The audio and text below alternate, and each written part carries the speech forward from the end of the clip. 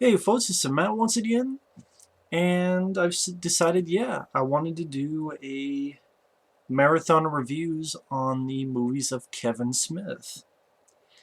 And first off, we start with Clerks, which I might say is still my favorite of Kevin Smith's films, but a lot of his early work I enjoy. Now, Clerks, this was a film that the the first film I saw of Kevin Smith's was actually Mallrats, which I'll talk more when I talk about that film. But after that, I went, what has this guy done before? All he did a film before. And I saw this the first time, I believe, on the Independent Film Channel. And enjoyed it. Loved it. Loved the idea. Loved the simplicity. It was simple yet very effective. I think it's still a very funny movie to this day. I like that it's filmed in black and white. R-rated for definitely explicit dialogue. Very memorable dialogue. I'm 37? My girlfriend sucked 37 dicks. The guy goes, in a row? It still makes me chuckle and laugh. And just the story behind it is very cool. Kevin Smith, being a guy in New Jersey, met people like Brian Johnson and Walt Flanagan. Walt Flanagan got him into comic books. And those are actually the guys in that new show was a Comic Book Men. I don't know if there's DVDs of that, but I believe you could watch reruns at AMC, or they probably have them on Amazon to rent to watch. But yeah, they have a TV show now called Comic Book Men. But those were two of his early friends. And Brian Johnson is actually the guy he was inspired to create the Randal character for. Because at the time, Kevin Smith was working at Quick Stop, this convenience store, and then Brian Johnson would work at the video store. So in a way, Kevin Smith was sort of thought of himself as Dante, and Brian Johnson was Randal. Then this guy, Vincent Pereira, took him to a movie, and Kevin Smith saw Slacker. This very low budget, $30,000 flick where there was a lot of people talking about stuff. And Kevin Smith saw that and said, hey, I could make a movie like this. Went to film school. That's where he met producer Scott Mosier, who became his producer and good friend. And hang out with them, became really good friends, which they are to this day. And pretty much halfway through film school, he quit, took the money he didn't use for it, going to put that into a budget and make a film. And even told Scott, when you finish school, if you get done with the script, I'll go up to film your movie. If I get done, you come to New Jersey and help me make my movie. And around that time, Kevin Smith's home and his town was flooded, damaged, so they had to wait a little bit more. Ultimately, they made the film. Originally, Kevin Smith wanted to play the Randal character, but he's like, well, I'm not going to be able to memorize all the styles, so let's hire someone. And then he was going to get a friend of his who who did plays with him in school, but the guy wasn't right for it. So they had a casting call and got Brian O'Halloran, who I thought does a great job as Dante. And again, Kevin Smith was going to be Randall, but then they got Jeff Anderson, and he did a really great job. Kevin Smith became the Silent Bob role, and then he cast Jason Mewes. Was Jason Mewes, when you look through his history, he's had very sad upbringing. The fact that his dad left, well, I don't know, he was like 3 or something. He's never really met his dad. His mom was a drug addict. I'm talking about Jason Mewes. His mom was a drug addict that would make him reach into mailboxes to steal stuff when he was just a little kid, and stay in closets just while his mom was doing drugs, and really bad, harsh upbringing. He would stay with this person who he thought was his grandma, but was actually, I believe, his aunt. And it's you kind of understand why later on he kind of got into drugs. But what's cool is anytime anyone ever talks about him, they talk about how he's the nicest guy, Jason Mewes. He's the nicest guy. I know there's on Facebook a guy named Corey mentioned he was at a Q&A and didn't get to talk to him, but just Every Q&A, every interview, just seems like the nicest guy. Even Kevin Smith would say, well, he's got a nickel head, but he's got $1 million heart. So it's really cool that despite all that stuff, he was still a good guy. So that's what I like about Jason Mewes, who's not on the cover here. Which I think they were doing a shoot on the cover, and even Kevin Smith said, shouldn't we get Jason Mewes? They're like, no, we don't need him. But you go in there. It's like, well, wait a minute, I don't even look like Silent Bob. Oh, it doesn't matter. And thus they took this picture. I always thought they could do something Photoshop and put Jason Mewes in there. I mean, you could do that with Photoshop, but I guess they just, I don't know why they don't do that. I mean, you could easily put in front of Jeff Anderson or something, but hey, what do I know? But yeah, Jason Mewes, I remember this is on the documentary where Kevin Smith talked about how he really fell in love with Jason Mewes when he just went into this rec center and just for his own shits and giggles would fillet everything. Here's a pool cue, he's sucking it off. There's an Asteroids which had the rollerball arcade machine. He just went down on it just for shits and giggles, just because he was crazy. But put him in the movie, great, memorable. Jay and Silent Bob became, of course, pop culture icons. And I love this movie. I mean, it was filmed for 20-some days. And I know people don't like this is rough around the edges, but it's endearing. The fact they made this for less than $30,000, and it shows that you have great dialogue. I think the acting works for the film. Memorable characters. It works. The black and white helps the film a lot. I know there was a first cut, which is on here, as well as the theatrical, where the Dante character gets killed at the end, and pretty much Kevin Smith had put that in the first. Originally, he had done it that way because A, he didn't know how to end the film, and B, because I think he was a fan of Spike Lee's Do the Right Thing, where it was kind of funny and then got very serious at the end. But that he cut that out, which was a good choice. And the first cut, I mean, it's interesting to watch, but the theatrical cut is the way to go. And just the documentary called The Snowball Effect, the story was just a great story about how luck really played into Clerks, how they showed the film at one point, only 3 people were in the audience, but one of those people was an important person named Bob Hawke, who told this person. Then they saw it, and then they told this person, who kind of works for Miramax, and they told this person. It's just really almost like a rags to riches story. And I believe someone is doing a movie called The Shooting Clerks, where it's like a movie about the shooting of this film, which I don't know how far that's going, but that should be interesting to watch whenever that does come out. But getting to the film itself, it's a very... I love the black and white. It really feels like an independent film that you don't see nowadays. And even then, you see direct-to-video films, I think they look cheaper than Clerks, because Clerks, it still looks like a film to me. Even though it's cheap, $20,000, $30,000, it looks like a film. That black and white, it looks like, I don't know if it's 16 millimeter or what it is, but it just... Nowadays, you have the HD camera, and it looks cheap. It looks like if I shot it with this webcam, and that looks cheap for... If I'm watching a movie, it's like, oh, this really costs $5. But I thought it was shot well for the little production they had, and the black and white works for the film. Gives it sort of a little bit of a nice feel to it. I don't know how to describe it.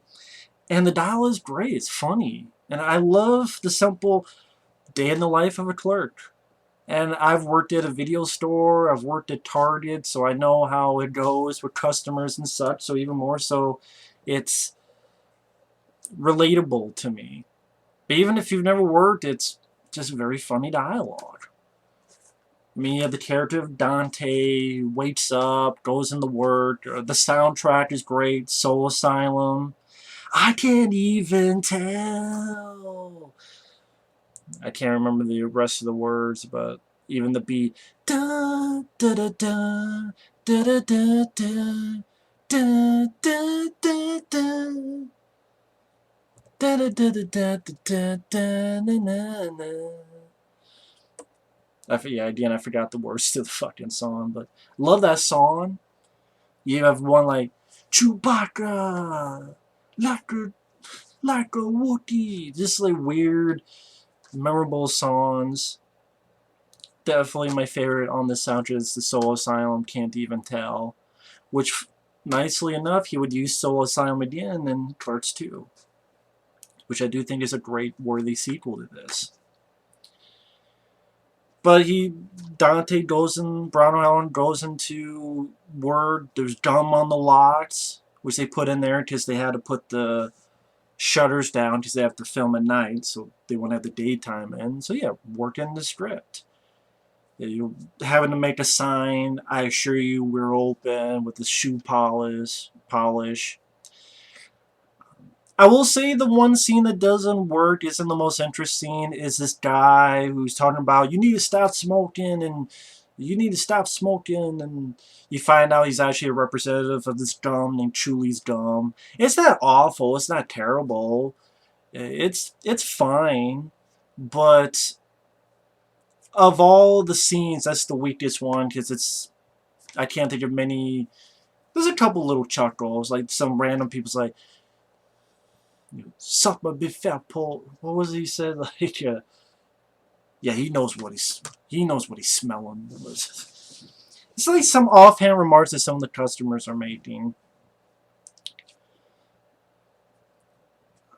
But after that, you have the girlfriend, played by Marilyn Digliotti. This one here. Helping her boyfriend out. And it's one of those things that throughout the film, it's relatable, where you have people trying to tell Dante, if you hate this job, why do you stay here? Why do you get out of there and go to a place that makes you happier, go to school, go to college, or find another place? It's like, why do you keep bitching at this job if you hate it so much? Which is something any of us can relate to. Working a job that you don't like, and then you feel you're trapped, but on one hand you could just leave and go to college and whatever, on the other hand there's this and that, so it's that relatable thing that's underneath in the story, but at the same time it's just very funny. Jay and Silent Bob, their introduction, stop motion come up with the beard, and Jay going, "Fuck, you want Grizzly Adams?" And Scott Moses' character, Willem Black, who's like the spaced out guy, and of course the famous scene of the first big heartfelt laugh of the movie is her describing to Dante about what snowballing is, and Dante's like, "What, this guy requests this? Yeah, it turns him on." Man, she must be pretty crazy. No, I mean, I did it. You sucked that guy's dick? Well, I mean, how many dicks have you sucked? 36? Somewhere around 36? What do you mean somewhere 36? Does that include me? 37. I'm 37? And then just turns to the customer. My girlfriend sucked 37 dicks. In a row? And then she leaves, gets pissed, and is like, try not to suck any dick on the way out through the parking lot. Then a guy like walks. It's like, hey, you, get back here. I'm laughing because of it. And Randal, Jeff Anderson, which again the basis was Kevin Smith's friend Brian Johnson. Same guy who directed Vulgar, and again would be on that Comic Book Men. On Comic Book Men, he's a guy with a big beard and so forth. Randal comes up, and the video store's locked, and there's a customer there. So, what are you waiting for? Oh, there's a video. Oh, I bet I could get to it first. Oh, bullshit, asshole. I bet you $20 you don't get to rent that video. Okay, fine. And he walks by, and then there's this one guy who was talking shit to Dante before, looking for his keys. And Randall says, "Oh, no time for love, Dr. Jones." Fucking kids. And the reason the guy was an asshole to Dante was because the video store was closed, and Randall doesn't give a fuck. Randall's like, oh, whatever, we're just here to have fun. While Dante's a much more uptight guy, treats it. But even later on in the film, Randall goes, fucking monkeys could press buttons, they could do our jobs. You know, what the hell? Then you get the sequence where this woman has this little girl with her at the video store, and they want to find this video happy scrappy hero pup. And Randall's like, "Oh, I'm on the, I'm calling the distribution house now. What is it? Happy scrappy hero pup. Okay." And then he's calling. He's like, "Hi, this is RST video calling. Customer number, blah blah blah. I have to place an order. Okay, I need one of each of the following: whispers in the wind, to each his own, put it where it doesn't belong, my pipes need cleaning, all tit fucking volume 8, I need cock, ass worshiping rim jobbers, but cunting 8 shafts, come clean, come gargling naked sluts, come buns 3, coming in socks, not just one sock, in socks. Come on Eileen, huge black cost or pearly white cum," not the most original title, not, can get clever with that. Girls who crave cock, girls who crave cunt, men alone too, the KY connection, pink pussy lips, oh yeah, and all holes filled with hard cock. Oh, wait a minute, what was that movie called again? Surprised you have like ass blasters from outer space or something like that.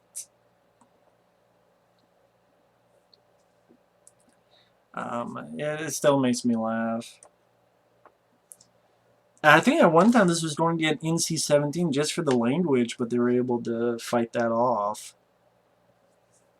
Because at this time, not many people knew that, wow, this kind of language could be in a movie.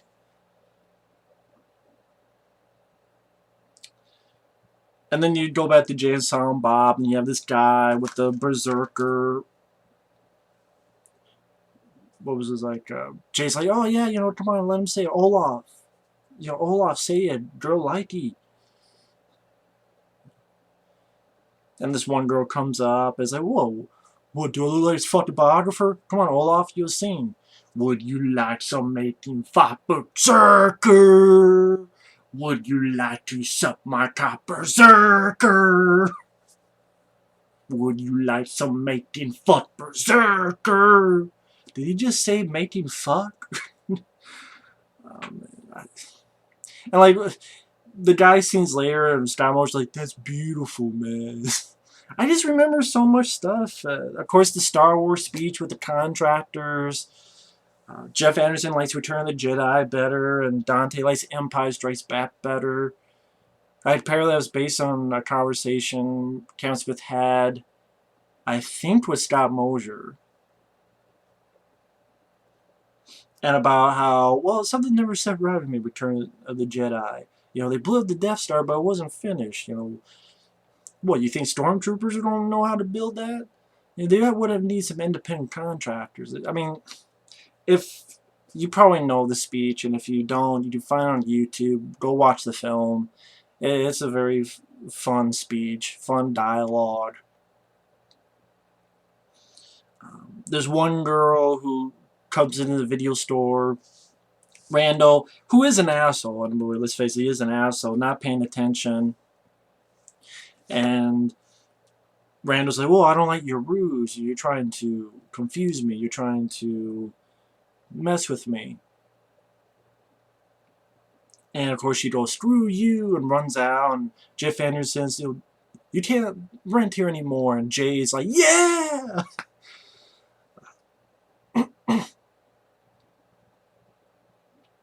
And just all the weird people. I mean, you have one guy played by Wolf Flanagan who plays like 5-6 roles in the film, looking at AIDS and breaking them. You have them talking about the customers that they hate. You have that one with that guy who's in that thing that came out last year. And just all the stupid questions they get between the stores. Like one guy goes, "What do you mean you have no ice? You mean I gotta drink this coffee hot?" I like the girl going, "Hey, you have any new movies?" Even though there's a big ass sign that says new movies. Well, how much is this? Even though a big old price above her head.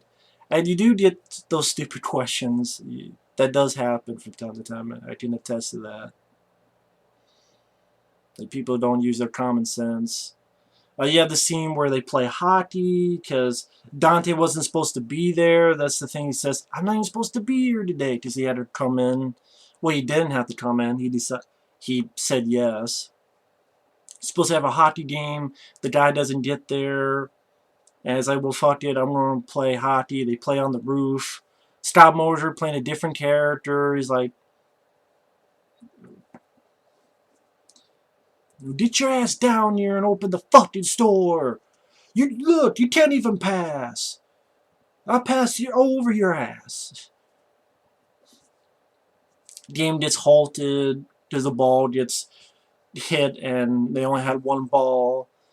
And everyone stole all the fucking Gatorade, so there's no more Gatorade. There's a sequence where this person Dante knew died, and there's a wake, and Jeff Anderson's Randall's like, "Oh, I'm gonna come too." Why you hate people, but I love gatherings. Isn't that ironic? And even going there, Randall tells a story about how his cousin or something broke his neck trying to suck his own dick and trying to get Dante to man, come on, you've tried it, right? And ultimately he does.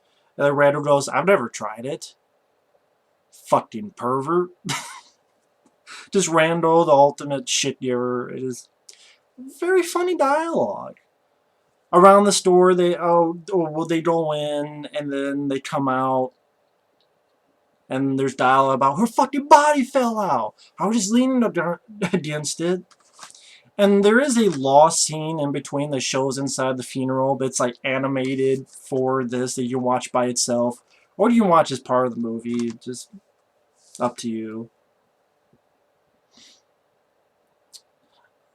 They have a cat around the store, and even a customer goes, "Cute cat, what's his name?"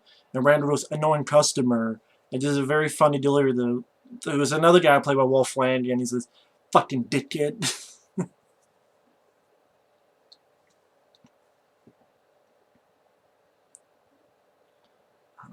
You have the scene where Jay and Silent Bob dance. You have the scene with this Caitlin girl who Dante likes, was an old girlfriend. And sort of this choice, is he going to go with his new girlfriend who's being nice to him, but he's still obsessed with his old girlfriend who you get the idea was sleeping around on him, but he still has a thing for her. And then in the newspaper, she's going to get married to this guy, and she's like, "No, I'm not. That was put in the paper. It wasn't by choice." So it's sort of this indecisive thing with Dante's character. Um, Leading to another crazy point where Dante comes back and Caitlin comes out of the bathroom. Because earlier there was this old guy talking with Dante, say, "Hey, can I use your bathroom? And do you have a magazine?" Guy's forgotten about, and Caitlin thought, because the lights are off, lights can't be turned on back there, that she had sex with Dante, and no, she had sex with a dead person. And Dante's like, "Well, someone raped Caitlin," and Randall's like, "She said she did all the work."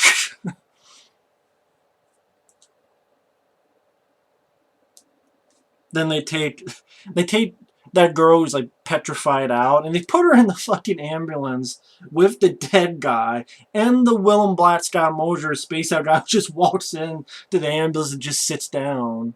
So it's just very weird and crazy. And you have the scene where the reference to Jaws, where Randall's doing the salsa shark. And that's where you get those serious conversations where, you keep you know, either shit or get off the pot. If you hate the job, quit. If if you don't want that girl, say it. If you want the other girl, then fucking say that.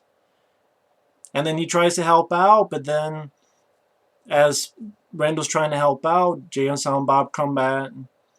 And one of my favorite scenes where Jay's talking about how, oh, well, you want to come out with us? He goes, smoke some weed? Oh, I should start. Come on, we have this party. No, not with you. Oh, I don't hang out with drug dealers. And first throughout it, Dante realizes, hey, this current girlfriend is actually pretty nice. But then I love when Jay comes out, like, and I say this word that rhymes with mad yet because it's a line in the movie, so don't get mad. I do think it's a funny line, funny delivery from Jason Mewes. Let's get the fuck out of this fucking chip joint with this fucking fatty Dante, you cot smoker. And then Kevin Smith says the last line of dialogue, which actually Jason Mewes was supposed to say, but he couldn't spit it out, so Kevin Smith said, fine, I'll take it. And you even have Jay say, come on, limp dick.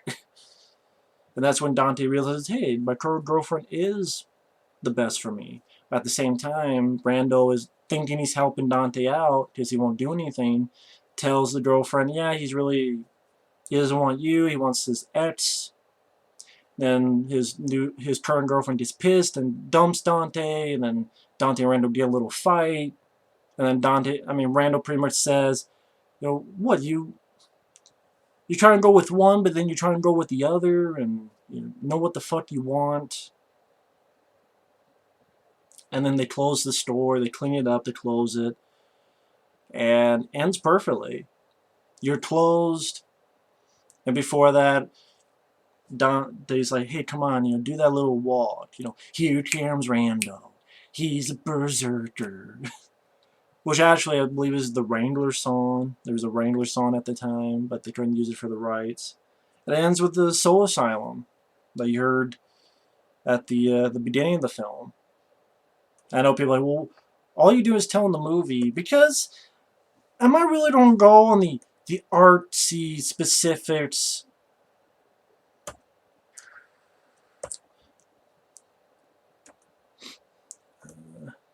I was actually going to play a clip from the film, to sort of punch something up, but I don't want to get a copyright. That's what sucks. I would love to just play clips.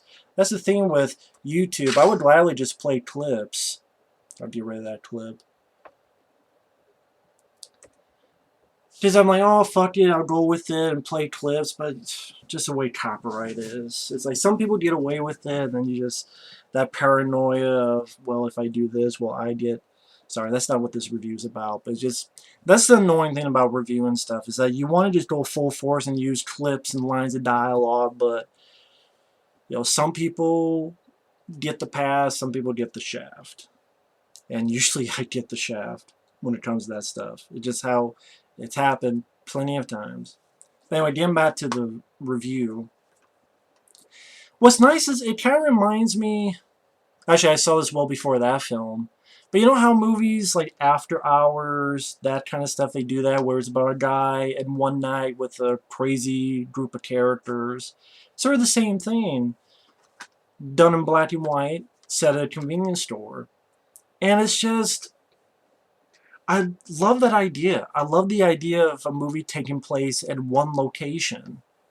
Maybe because there's so many films that are great that do that. Assault on Precinct 13, Dawn of the Dead, and so forth.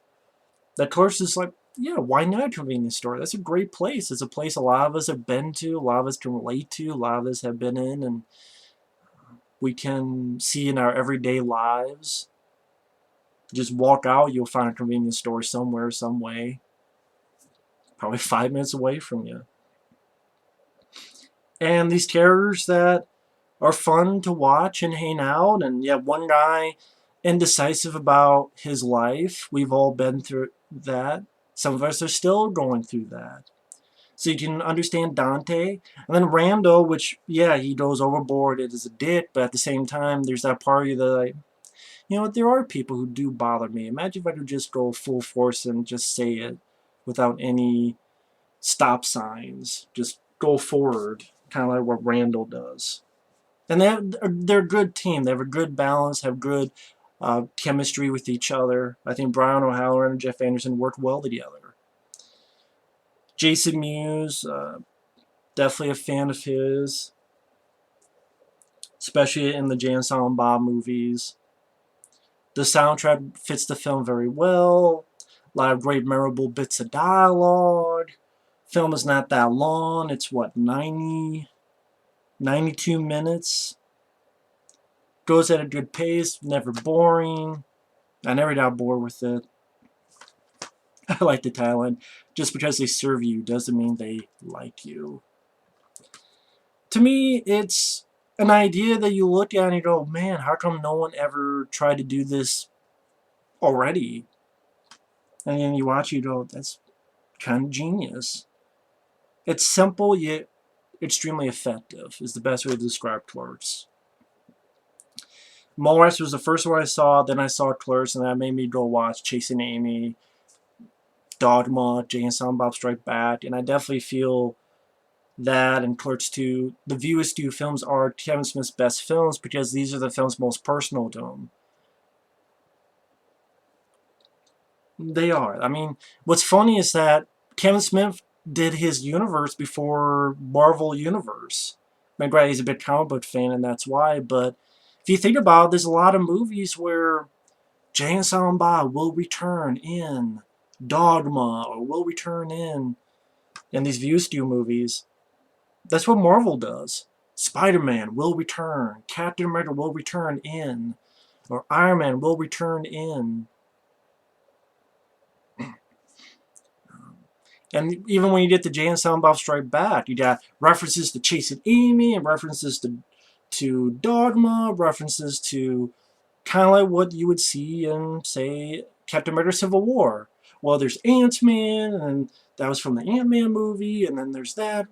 They reference something that happened in the Avengers Age of Ultron, and so it's kind of cool, the View Askewniverse. It's cool that when you watch these films in order, this universe really grows, and I think that's why I especially like Jay and Silent Bob Strike Back, is like I've seen these other films, so I get all this stuff, like that's Mallrats, that's that. But yeah, this is what started it all, and I still think it's a very funny movie. Very funny film, great writing. I wish Kevin Smith would write like this again. I really do. No barriers.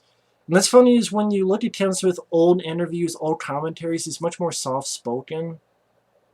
Like, hey, how's it going? This is Kevin Smith. And like, he's funny, but he's sort of...